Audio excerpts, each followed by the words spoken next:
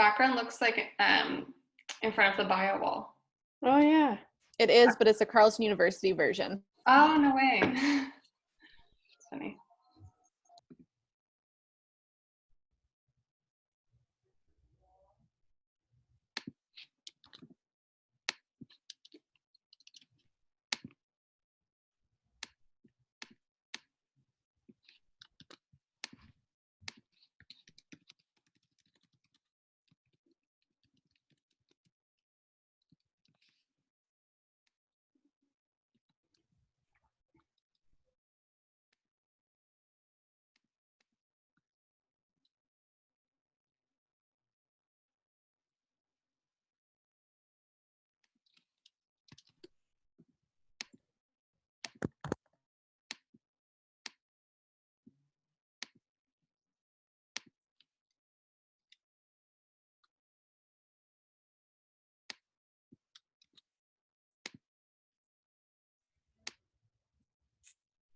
Okay.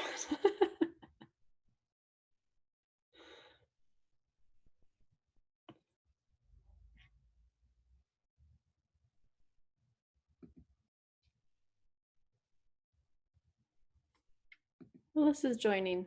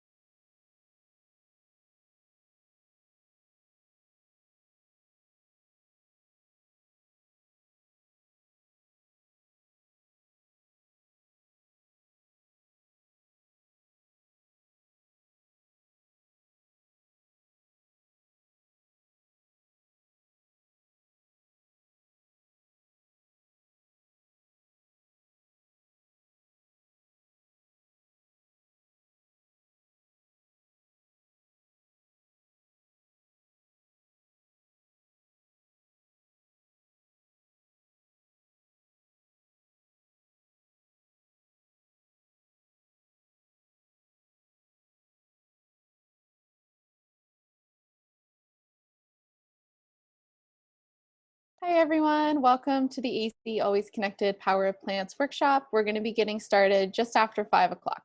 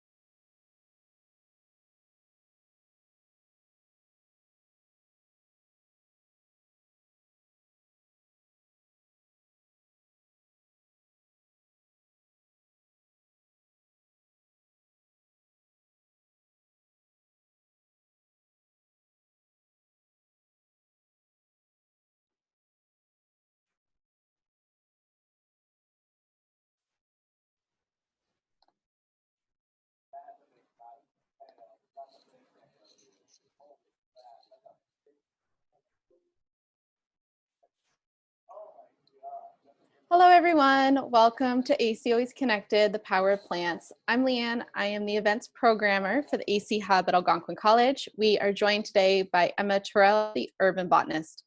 AC Always Connected is a new online event series that keeps our entire Algonquin community connected.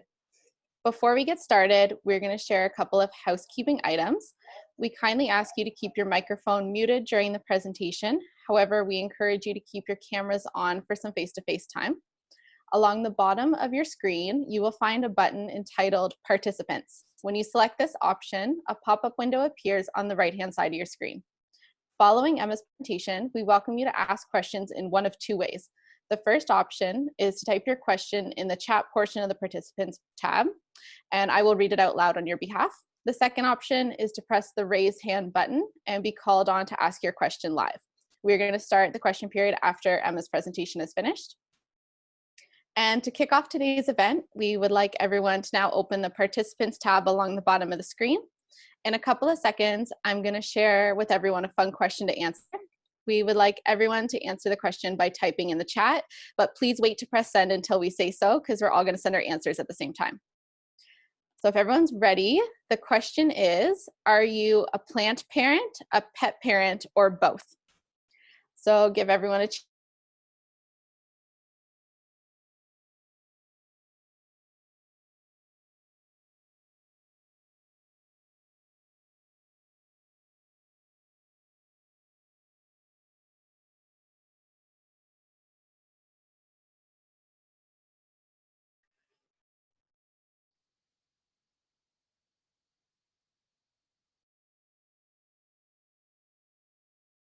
Thank you so very much for that warm welcome. Hello, everyone. Virtual hello. This is so awesome. I'm really excited to be here and share with you all my passion for plants. What an amazing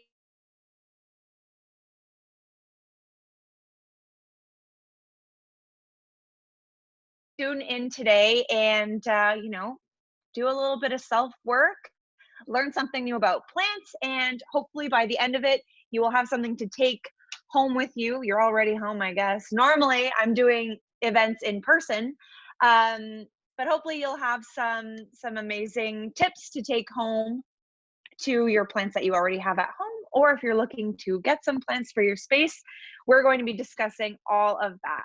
So I am going to share my screen really quickly here just to kind of give everyone an idea of what to expect for my chat today. Share screen, here we go. So today I'm going to be talking about the power of plants. This is such an exciting and amazing topic that I'm extremely passionate about. So I'm really, really looking forward to sharing my information with you guys today and hopefully empowering you and inspiring you to engage more with plants at home. So what to expect here. This is what we're going to be talking about, what I'm going to be talking about. Let me try and make this full screen. We're going to be going through these main topics: how to not kill your house plants, picking the right plants, beginner's best. So this is my plant picks for beginners who are looking to grow their green thumbs. We're also going to talk about starting seedlings. It's that time of year where people are getting their gardens ready. Maybe you're not sure how, maybe you have some seeds at home and you're not quite sure what to do with them or how to get started. So we're going to talk about that as well. Pausing with plants, which is essentially the idea of mindful horticulture and ways that you can use your houseplants to de-stress at home. And then we will end off, like we've already mentioned, with a Q&A session. I'm also going to be throwing in a whole lot of other things. I tend to go off on real tangents. So follow me along with this. And if at any point you have questions, just let me know. Okay, so we're going to start off with how to not kill your houseplants. This is a really important topic that I like to talk about because it's really one of my main questions that comes in is, oh, my plant is doing this, it's doing that. How do I choose the right plant for my space? And it really comes down to that very first section is like, what is the space that you are looking to fill, right? So we're gonna get started in talking about that first. I guess I'll just introduce myself really, really quick. I kind of jumped right past that, but my name is Emma. I'm from the Urban Botanist. And I started this business about 3 years ago. I'm Ottawa born and raised. I went to Carleton University and studied biology. And for those of you out there who are maybe studying horticulture at Algonquin, or you're maybe in a program that you're not entirely sure about, you don't know what are the next steps to take, you're maybe passionate about something, you have the aptitude for another subject, but you're not sure how to take the dive into it. Just a little background information about me. I started out my educational career in political science and human rights, which is completely random. It has almost nothing to do with biology, but always had a very deep-seated, well-rooted passion for the natural world and ecosystems and environments. But science was always something that really intimidated me. I never thought I had the right marks or the right mindset to get into science, and I was wrong. So here I am today. Like I said, I started this business about 3 years ago, and if that is any sort of inspiration for you to just, take a stab at course hacking, those courses that maybe you don't feel entirely comfortable with or confident in, it might lead you somewhere exciting. So this is my baby that I've been growing and watering and growing, and it's led me here. So again, I'm really excited to be here. So that's a little spiel about the Urban Botanist, how I grew it, why I'm sitting in front of you today, talking about how to not kill your plants, which we will get to, I promise. So when it comes to talking about how to not kill your plants, we basically get into the topic of watering, right? How much water? Is this too much? Is that too little? What about sunlight? Do they need a lot of sun? And of course, this is very specific to the type of plant that you have. And I'll start with asking a question here. And that question is, what do you think the number one killer is of houseplants? Maybe you don't need to answer it specifically in the chat, but start to guess within your own mind what you might think the number one killer is of houseplants. I'm going to try and pull up my slideshow here in the meantime. It might not be what you think. Okay. The anticipation, right? So the number one killer of houseplants is overwatering. That's right. Watering too much. And here's the thing, and this is why it happens. I'll tell you right now. People bring home their new houseplants. They're like, oh my God, I'm going to be the best houseplant mom ever. I'm going to be the best houseplant dad ever. And they bring the houseplants home and they're like, I'm going to water it every single day. And you don't want to do that. There are few plants that actually need to be watered every day, even, every couple days, depending on the time of year, especially during the winter months when plants go dormant. So people end up overwatering their plants really quickly and really easily. So it's something that I really like to bring up and address because it's just a number one killer, honestly. It's you're either overwatering or you're underwatering. You're either a helicopter parent where you're, checking it every single day. And I get that right now, especially in quarantine, where some of you may not have all that much to do, but really want to engage with your plants. And I totally support that. But you really want to keep an eye on how often you are watering your plants. And that is going to also be specific to the type of plant that we're working with. I find by looking at the foliage, so the leaves itself, just touch your plant leaf. Is it thick? Is it fleshy? Is it more thin, like a fern? That will be a really good indicator for as to how much water does this plant really need. Another great resource, Google. Throw that plant name into Google and it'll tell you instead of guessing, right? So that's a good starting point. But back to feeling the leaves, does it feel really thick and fleshy? Is it very succulent, like a cactus or a succulent? Succulents became really popular in the last 3 years, and rightfully so. They are so adorable and beautiful plants, but they are very easy to kill by overwatering. If you think about the natural history of a plant like this is a snake plant or a Sansevieria, mother-in-law's tongue. It has very thick, fleshy leaves, and essentially, this is an evolutionary adaptation that these plants have taken on to withstand long periods of drought, to withstand harsh conditions, because areas that they naturally grow in may not get a whole lot of water. Think about a cactus, think about a succulent. I get questions about succulents and cacti all the time. How often do I water this plant? I've been told to mist it. Do I use an ice cube? There's so many rumors. So I hope to demystify some of those ideas right now. When you think about where these plants naturally grow, a desert-like environment, right? Does it rain every day in the desert? No. Does it rain every week in the desert? Still no. So are we going to want to water our succulent, thick, fleshy leaved plants every day or every week? No, we're really not. Now, when we do water them, are we going to just mist them, a little sprinkle?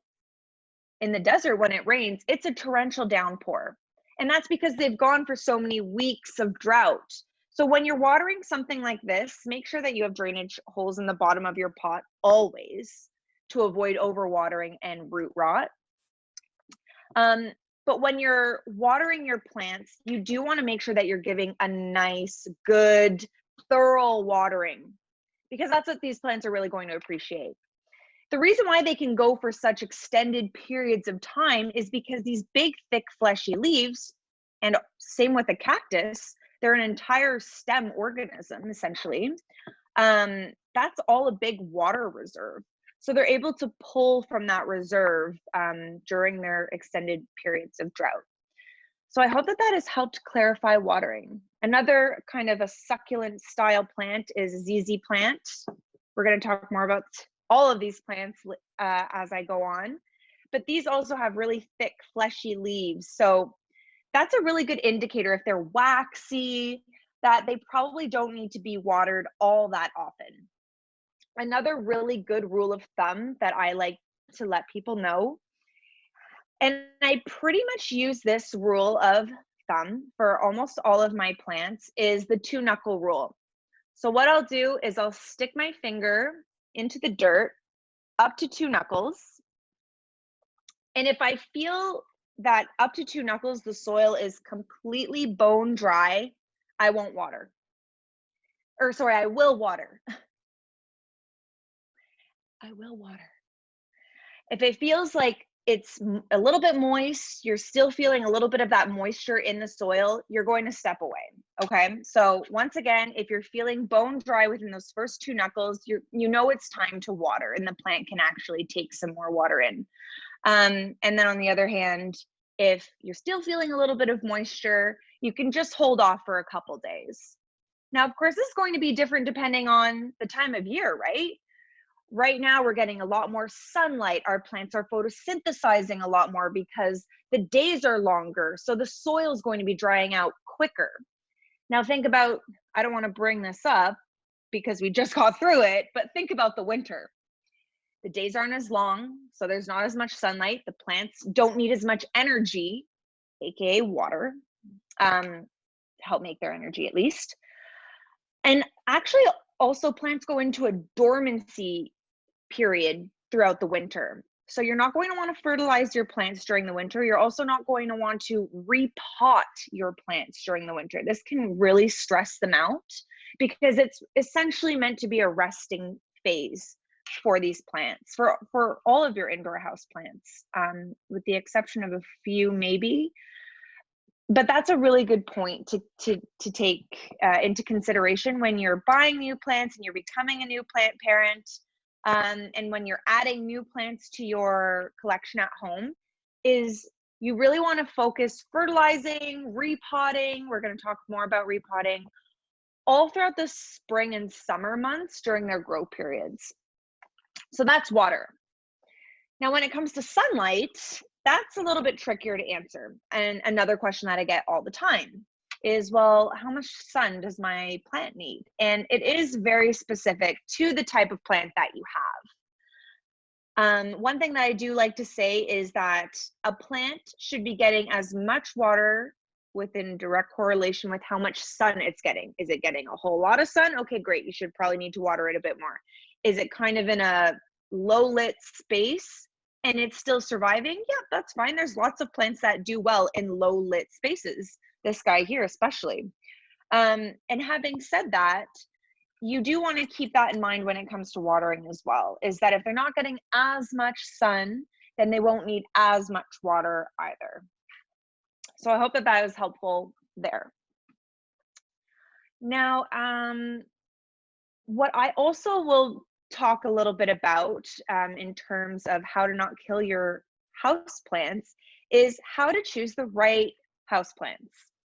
And I have a few here that are my top picks for beginners.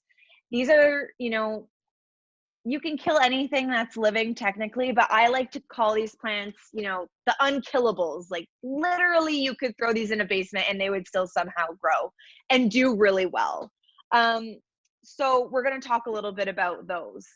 One thing to consider when you're going out and purchasing plants for inside your house, something that I like to do is I like to take a picture of the space before going out to Home Depot or to your local nursery or, to any store that is maybe open right now.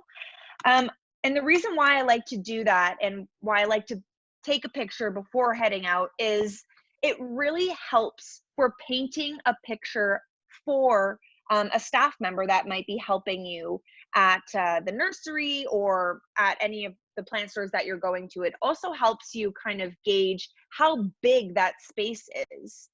You might get there and, oh, you know what? This actually looks a little bit smaller than my space requires. I kind of want a big statement plant. Let me pull up that picture one more time.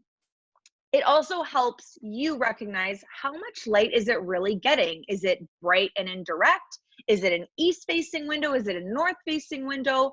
All of these points are really important to take into consideration when you're out purchasing plants. We're also going to talk about some things to look for when buying plants from a store and how to shop for the right ones. But let's talk about the unkillables or the best plants for beginners. I love this topic because I just find that the types of plants I'm going to share with you are available almost anywhere. You can find them at IKEA. You can even find them at Walmart. They're very easy to find and buy. You don't need to go to some fancy plant store to find these plants. So this is a really great lineup that I have to share with you guys. So I'm just going to actually open up a slide so that you'll be able to see them and write the names down if you do choose to do so. So these are some of my top picks here. Snake plant, ZZ plant, and Pothos. These are some of the most amazing, easygoing, hard to kill, resilient plants. Honest to God, they are amazing.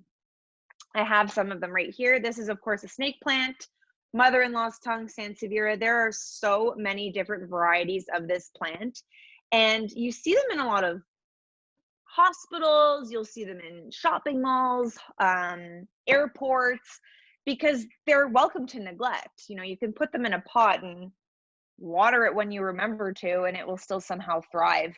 So this plant is amazing. Another plant I would suggest is this guy here, spider plant. These are so easygoing. They do like a lot of sun, but they can do well in low light places. They're also really hardworking. They shoot out these long projectile stems with little babies growing off the end. And we'll talk a little bit about this, but buying a plant like this and the other one that I'm going to show you is a great way to build your plant collection on a budget. they're incredibly easy to propagate or to make new plants from. So you can see these guys, they've got these aerial roots coming off of the base. And an aerial root is essentially an adventitious root that grows without soil. It grows in the air, aerial, right? So you can see those guys here, and they're really easy to just snip off. And that's a new baby plant right there. You can pot that up into soil and it'll just grow and do its thing. It's pretty awesome. I will show you my collection. You're going to think I'm crazy, but I am, so that's okay. This is my collection of baby spider plants. Like every single one of these little guys was shot off of this mother plant. So it's a great way to build your plant collection and, you know, share with a friend, family members, you know, do a little gift exchange. Christmas comes around, you have all these little plant babies that you've been growing. So that's a really, really good one. The other plant that I was on that list of 3 that I recommend for beginners is any kind of pothos. So pothos is also called devil's ivy. There's golden pothos. There's marble pothos. That's this guy here. I love the variegation in its leaves. These are so resilient. I mean, you can literally put these in a bathroom with no windows. You could put one in the basement, and they'll still somehow thrive. They're absolutely incredible. And they're also really easy to propagate. So I'm going to throw up a picture here to show you guys up close, and then I'll do a demonstration on how you can propagate this plant, which is very, very easy. And you can try it at home if you have a pothos at home. My mouse is covered in plants. Let's try this. So here's a picture of a cuttings. Here's a better one. Just to give you an idea of where to cut on the plant exactly, and I'm going to show you that right now.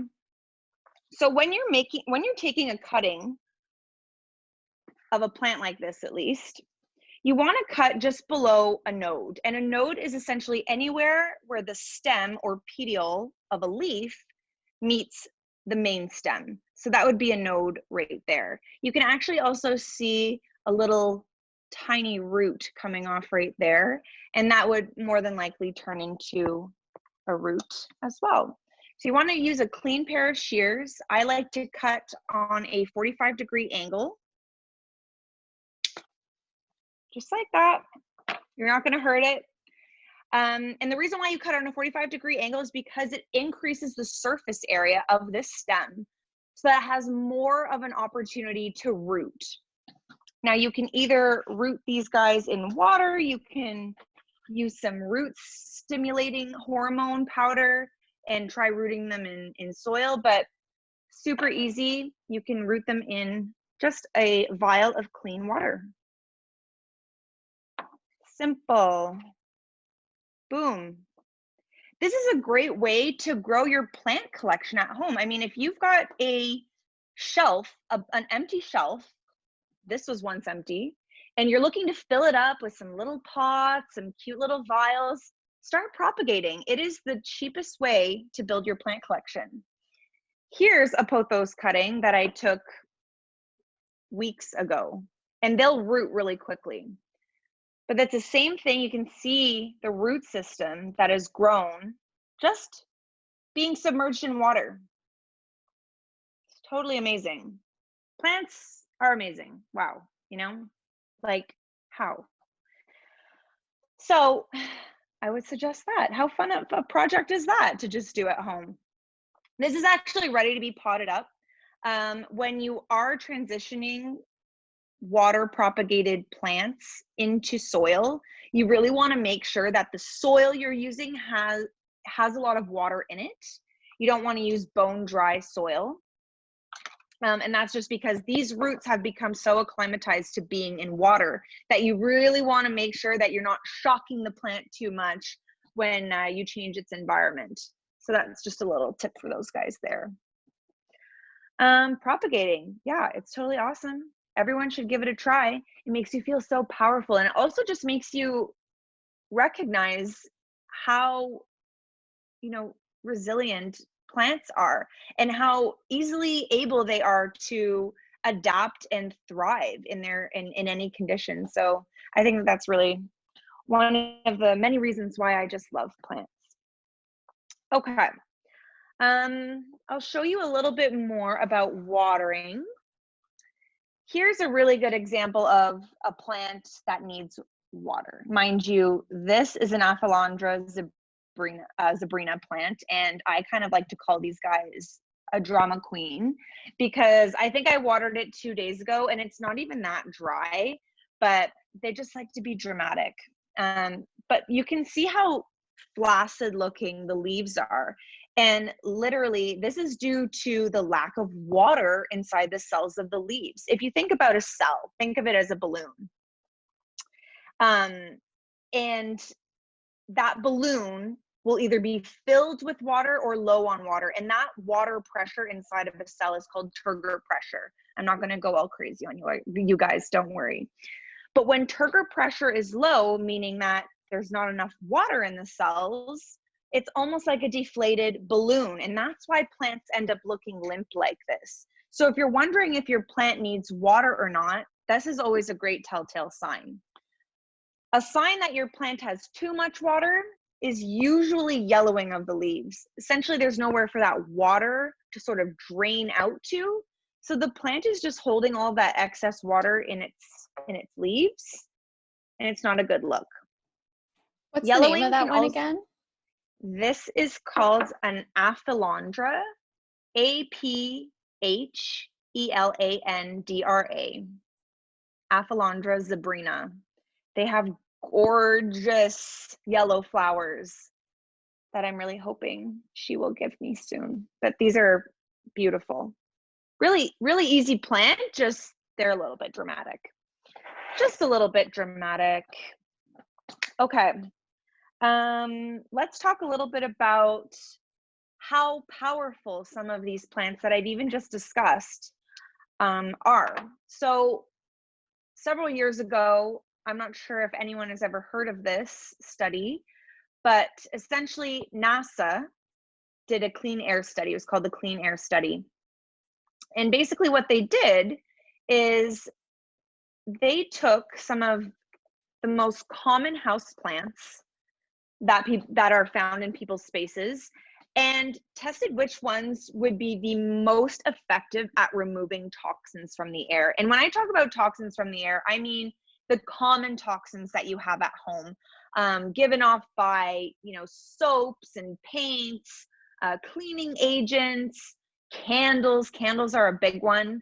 They're giving off things like formaldehyde and benzene. Here's some of the really harsh chemicals and toxins, ammonia, that are given off by, window cleaners and paint and smoke and all that sort of yucky stuff. And essentially what NASA did was a clean air study to test and see which plants were the most effective at removing these toxins from our air, which is really interesting stuff. Here is the list of some of the top plants that were found to be the most effective. Ferns are amazing. Spider plants, that's the one I just showed you guys where I had a full family of baby spider plants. Chinese evergreens, you see those a lot. As well as I'll show you some here. The snake plant is another one, amazing at detoxifying the air in your space. This guy, Spathiphyllum or peace lily. You can see a nice white lily is coming out the top. The only negative to a lot of these amazing detoxifying houseplants is that they tend to be toxic for pets. So if you are a pet parent, I'm a pet parent, I have a dog, mind you, he doesn't seem to be interested at all in any of my houseplants. Cats can be a little bit more curious, right? Which is why I'm a dog person. But that's the thing about some of these plants, philodendrons, this guy here, amazing, Monstera deliciosa. Most philodendrons are incredible at pulling the impurities out of your air. And basically how they do a lot of that is through the surface area of their leaves and through gas exchange. And they end up holding a lot of those toxins within the bodies of their plant, within the leaves. So if your dog were to chew on one or your cat were to chew on one, it's going to probably end up with a visit to the vet. So if you do have curious pets at home and you're going out plant shopping, that's another thing to definitely take into consideration, is if you're picking up a plant, read what the label is. Like, oh, okay, this is a ZZ plant. Punch it into Google. ZZ plant, toxic to pets. Google will answer that question for you straight away. So that's something really important to keep in mind. The last thing that you want is to go out, spend a couple $100 or whatever on plants, only to bring them home, have them A, be toxic to your pets, or B, have them not be the right plants for your space. So a lot of things that you have to take into consideration before you go out and spend your hard-earned money on a plant that might not be best suited for you. We have so many free resources on our website that kind of break that process down. So if you have more questions about that process, feel free to just check out our blog space on theurbanbotanist.ca. Okay, now we're going to get into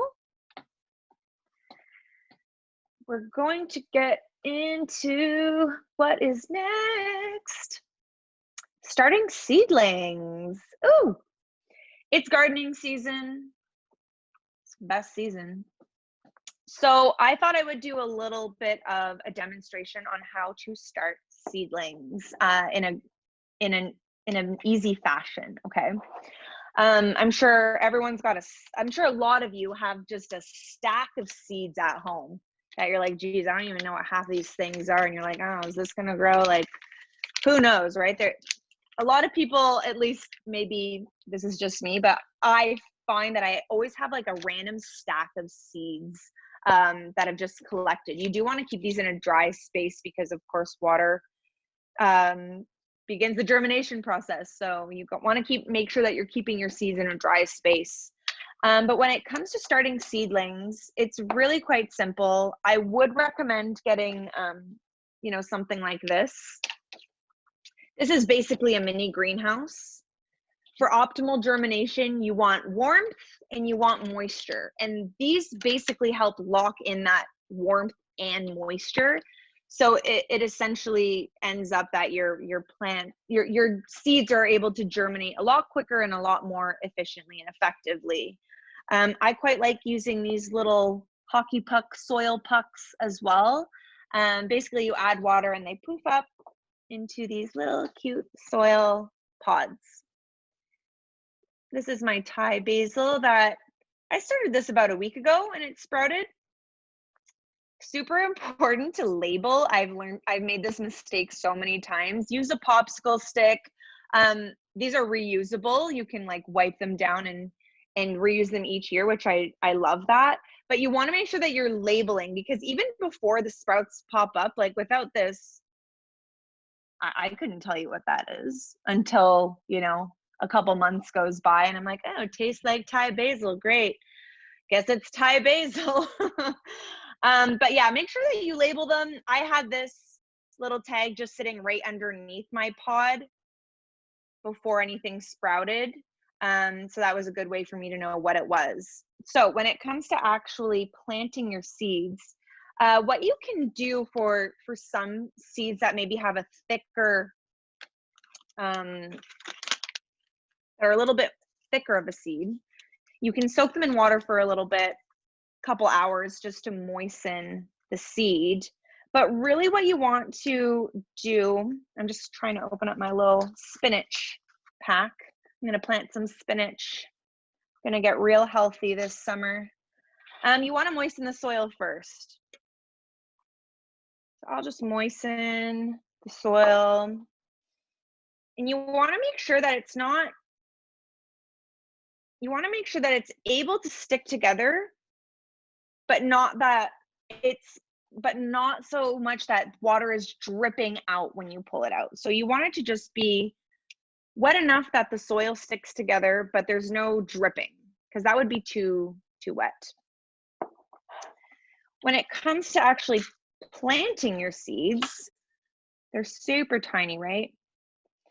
And you just want to make sure, I get this question all the time, which is why I thought I would bring it up, is, well, how deep do I put the seed in the soil? And you don't really want to put any more than, if you consider the size of your seed, you don't want to put any more than 2 layers of the same size of your seed of soil on top. So if your seed is 1 millimeter in height, you don't want to put more than 2 millimeters of soil on top. If you put it too deep down, the cotyledon, or the first leaves that come out, are going to have a really hard time pushing through the soil. So you just want to make sure that you're really not putting too much soil on top of there. I'm planting it in here. Of course, I recommend using the pucks and using the little mini greenhouses. Those work best in my opinion. But whatever works for you. I'm just going to clean off my hands a little bit here. Okay, so now we're going to just jump into my idea of pausing with plants. Basically the concept of how to interact and engage with your plants in an urban setting, which is essentially what the urban botanist is all about. I kind of started this business with the idea of encouraging people to interact with nature within their urban dwelling, their urban environments. I find nowadays a lot of people, myself included, at times at least, we all go through it, feeling starved for that interaction with nature. A lot of our offices, our office spaces, even our urban dwelling spaces have no plants, or we're so removed from nature. We might not be so close to a park. We might not be so close to a trail. And I find that a lot of the times that feeling of lacking nature can manifest itself into symptoms that usually go ignored. It could be anxiety, it could be stress, it could be grogginess, just a headache. And a lot of the times, at least I find for me, and maybe you'll find for yourself if you give it a try, all you need to do is engage with nature a little bit. And really what that all comes down to is our innate need to be close to nature, which I just think is so beautiful and so important. Plants are known to release negative ions. And essentially what those negative ions do is they effectively remove by attaching themselves to particles in the air, like allergens or dust. They'll attach themselves to mold spores and effectively remove them from the air. So negative ions in itself is good. It's also, negative ions have also been credited to improving your psychological well-being. It promotes creativity, it promotes productivity. So all of those sorts of things can go hand in hand with engaging with nature in an urban setting. So you don't need to have a crazy jungle like me to experience this. You don't need to go out for an hour walk. Sometimes all we have in a day is, unfortunately, 20-30 minutes to ourselves before we're unwinding and laying on the couch and watching our favorite Netflix shows. But I really encourage you all to, it can be as simple as starting a little herb garden. It can be as simple as buying one houseplant or propagating and giving to a friend or family member 1 or 2 houseplants. There's something about pausing and engaging with those plants and noticing, oh wow, is that a new leaf? Oh my gosh, is that a new root growing out the bottom? Oh my gosh, my plant is flowering. And there's something about that is just so, it just makes you happy. There's something about keeping another living organism alive and contributing to its success that can be very rewarding. And that's what I like to call mindful horticulture. And taking a moment, maybe it's in the morning, this is what I do at least, is in the morning I'll come downstairs and I'll start my little sessions with each of my plants. Are there any pests I need to check in on? Are there any dead leaves that I need to snip away and remove? Does this plant need water? Does this plant need to be repotted? It's a great way of becoming present and grounding yourself in the moment. So I hope that you all give it a try. I'm going to throw up my share screen one more time and share with you our information here. So we are on, of course, Facebook and Instagram and YouTube, where I post how-to videos. You know, if you want to figure out, well, how do I repot this thing? It definitely needs to be repotted. We have videos like that on our YouTube channel, our Instagram, our Facebook. And for Algonquin College students, we're offering a 25% off code for any item on our website. So the code is Algonquin if you would like to get into becoming an urban botanist. Essentially, we do events, we sell kits, plants as well. We have a virtual workshop coming up next week where we're going to be making moss frames. Woo! I get really excited and won't dive into moss, but moss just fires me up. So if you want to learn more about moss and get a kit to make your own beautiful moss frame, those are available on our website as well. So that is it for me for now. Let's get into the questions. Questions. Awesome, Emma. Thank you so much. That was a great presentation. We are going to open up now for questions. So just a reminder, you hit the participants tab along the bottom. You can either raise your virtual hand and we'll call on you to ask your questions live, or you can type to us in the chat also within the participants tab and we'll read them out loud. And to get started, we do have one question. So there is someone wondering, is there specific vegetables that can be grown easily for first-time growers? That's a great question. And I get a lot of vegetable outdoor plant questions all the time. And I like to start off with saying that I'm not an expert. I'm not an expert in indoor plants. I'm not an expert in outdoor plants. I'm essentially self-taught. And I'm more in the realm of tropical plants. So my recommendations for outdoor vegetables will be purely based on my own experience. I have experienced really easy, I've had an amazingly easy experience with growing tomatoes, onions, garlic, and cucumbers. That is what I have grown myself and not killed, and managed to yield a lot of delicious yums from. So I would start there. I mean, I saw a meme like not too long ago, and it was about tomatoes and people who grow tomatoes to save like $3.76, but it takes them like 4 months to grow them. But there's something about a garden grown tomato that is just, oh, I love tomatoes. So I would start there. We actually just shared something on our Facebook page about a week ago, so you can go and scroll through and check. But we shared an article about which vegetables go well together, and which vegetables actually don't like being planted side by side. I think it's cucumbers and peppers that have beef and they don't like being planted beside each other. So there's actually, there's a behavioral aspect to plants, which is so incredible to think about.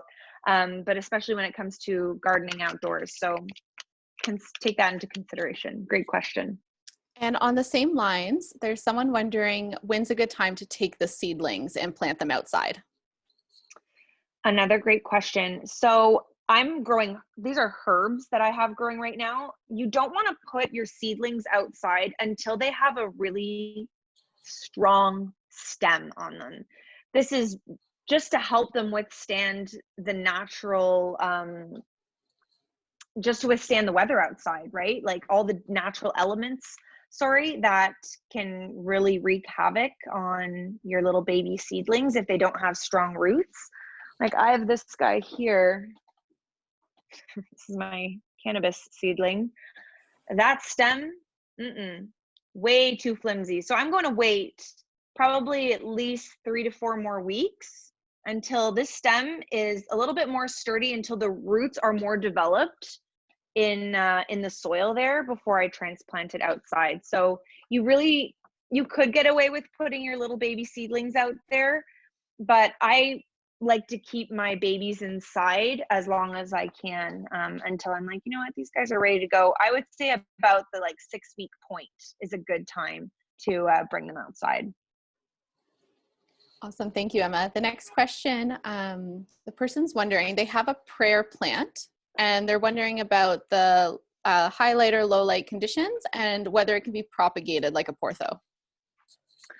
Okay, so a prayer plant is a Calathea, and that is actually my favorite family of plants. They're absolutely gorgeous. The variety of species that you can get of Calathea, the foliage is just gorgeous.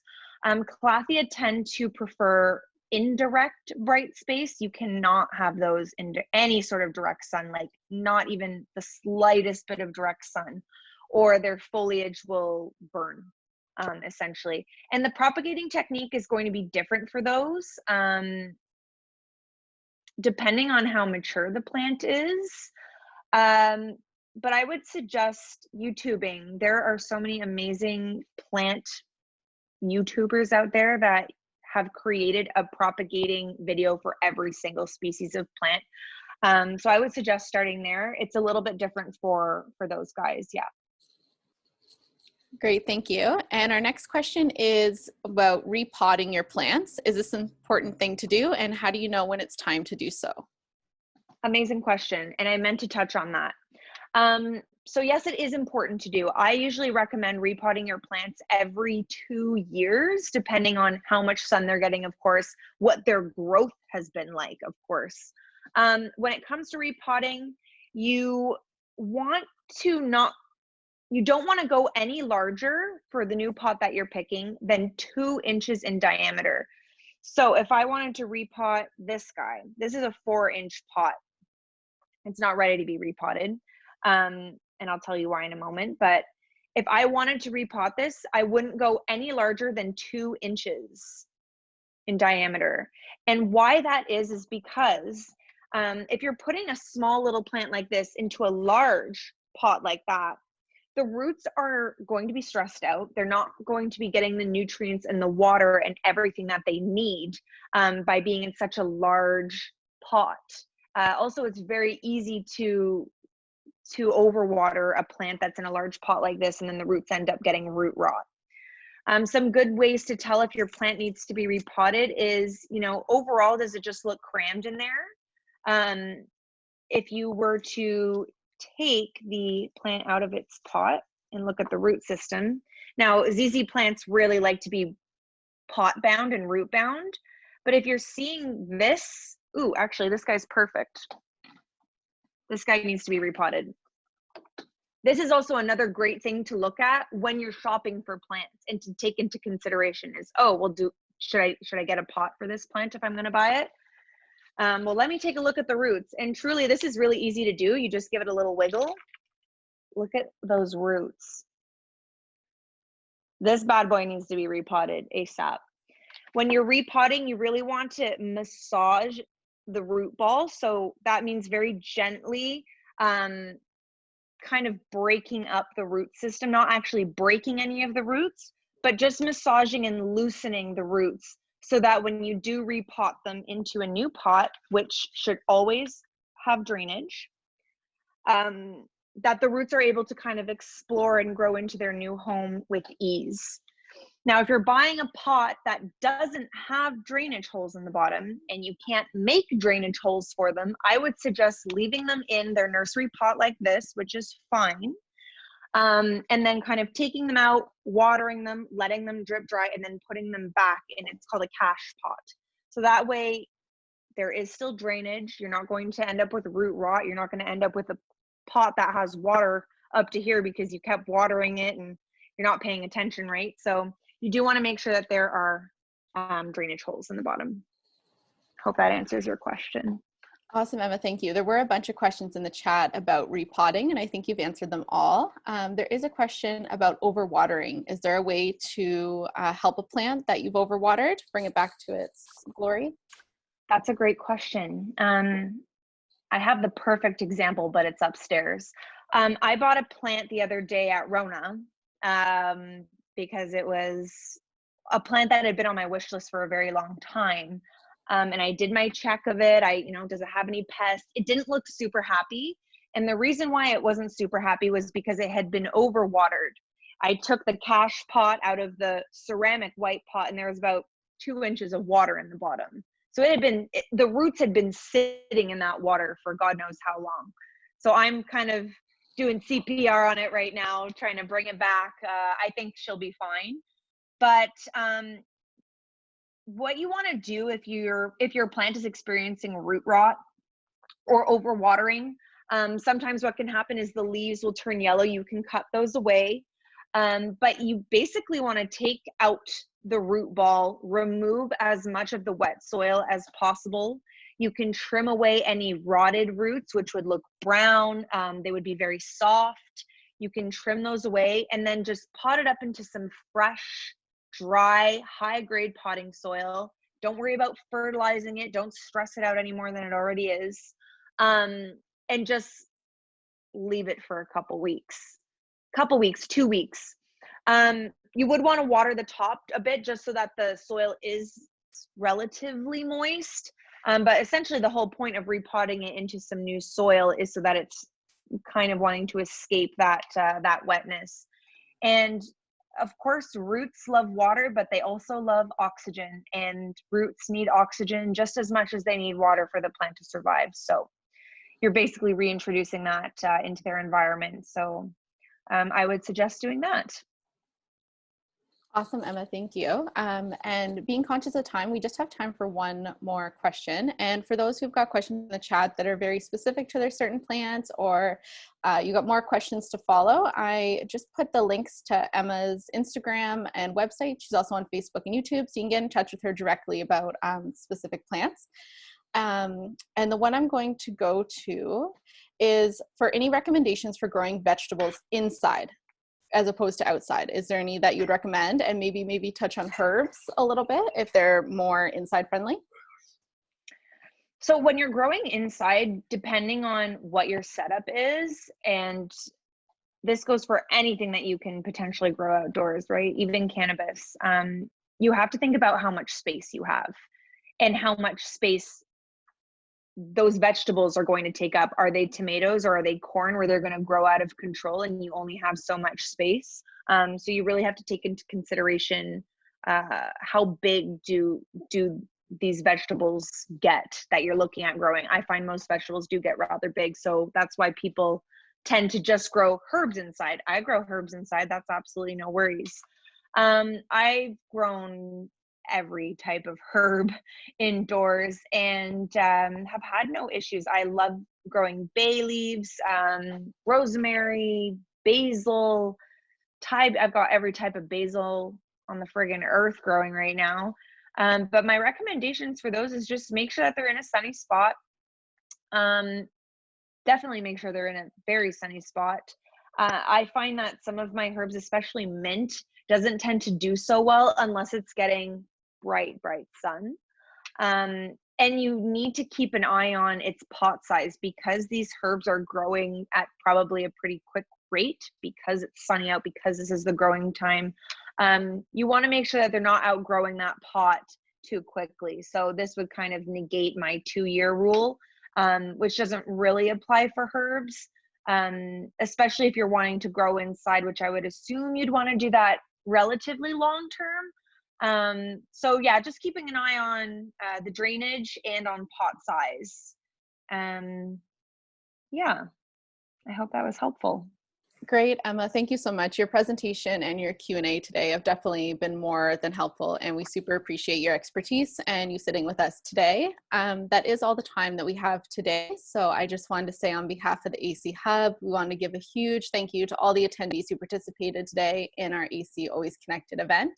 Our next event is a cooking demo with Fratelli's Westboro Head Shelf, and it's coming up on Monday at noon. And I'm going to put the link for you guys in the chat so that you can sign up and be part of that event as well. And thank you again, Emma. Thank you again, all the attendees. We look forward to seeing you soon. Thanks for tuning in, and thanks for having me, everyone. Happy planting, happy gardening this weekend, and we hope to see you in the future at one of our events whenever those do kick off again. Have a lovely weekend. Bye, everyone. Thank you.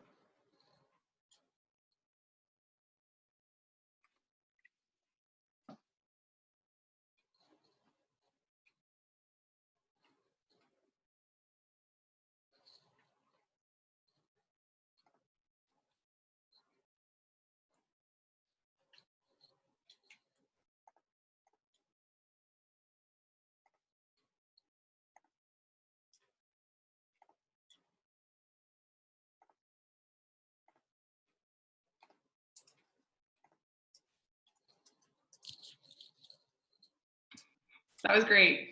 Oh, Emma's coming back.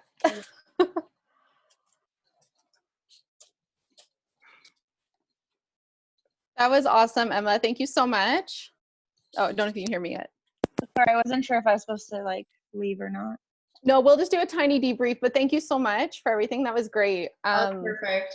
I could tell by the amount of the engagement and the questions that people were so interested and hanging on to every word. So thank you again.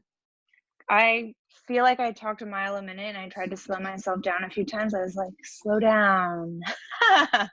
But yeah, no, that was awesome. There were a lot of questions, it seemed. Yeah, you were right. You called that in advance. Plant people like to talk about their plants, which is great. Yeah, and I looked at the time and I was like, 20 minutes. Ooh, this is not going to be enough. Nope. Well, thank you again. We super appreciate it. I'll touch base with you on Monday just with an email. Thank you. And I'll ask for any feedback that you have that we can make this event better in the future. For sure. Thank you for having me, ladies. I hope you enjoy the rest of your weekends. Thanks, you as well. Bye, Emma. Thank you, Emma. Michelle, stop recording.